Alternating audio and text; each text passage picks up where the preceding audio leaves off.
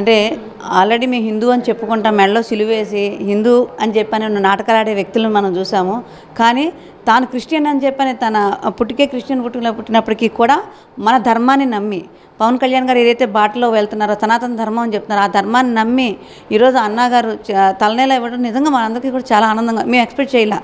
కానీ ఆవిడ మన దేవుళ్ళని నమ్మి మన ధర్మాన్ని నమ్మి డిక్లరేషన్ ఇచ్చి తలనేలను సమర్పించడం అనేది ప్రతి ఒక్కళ్ళు ఒక ఆదర్శంగా తీసుకోవాలి. అంటే పవన్ కళ్యాణ్ గారు చెప్పిన ఏదైనా సరే పాటించాలని ఒక భారీగా ఆవిడకి లేదు, కానీ ఆవిడలో కూడా సహజంగా ఈ యొక్క ధర్మం మీద ఒక మంచి అవగాహన ఉంది, లేకపోతే ధర్మాన్ని పాటించాలని ఆలోచన ఉంది. కాబట్టి ఆవిడ ఈ నిర్ణయం తీసుకొని తలనీలను సమర్పించారు. అంటే ఈ ఏజ్లో ఎంత ఇది వచ్చినా తలనీలను సమర్పించడం అనేది ఎంతో నమ్మకం ఉంటే తప్పితే, అంటే వెంకన్న స్వామి మీద ఆయన మీద అంత దయ ప్రేమ అన్నీ ఉంటే కానీ ఆ పని చేయడం కుదరదు. కానీ మరి ఇప్పుడు ఏం సమాధానం చెప్తారు మిగతా వాళ్ళందరూ?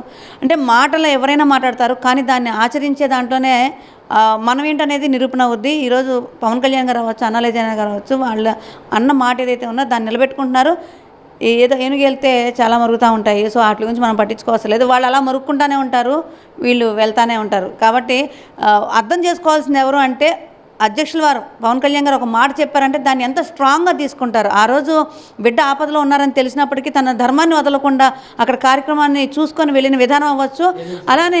అలానే అన్నగారు కూడా మన సనాతన ధర్మాన్ని నమ్మి వెంకన్న స్వామిని నమ్మి ఈరోజు తలనీలాలు ఇవ్వడం అవచ్చు. ఇవన్నీ కూడా మనం చూసుకుంటే ఈ రాష్ట్రానికి ఒక మంచి దంపతులు దొరికారు, ఆదర్శ దంపతులు దొరికారు అన్నట్టుగా మనం భావించవచ్చండి.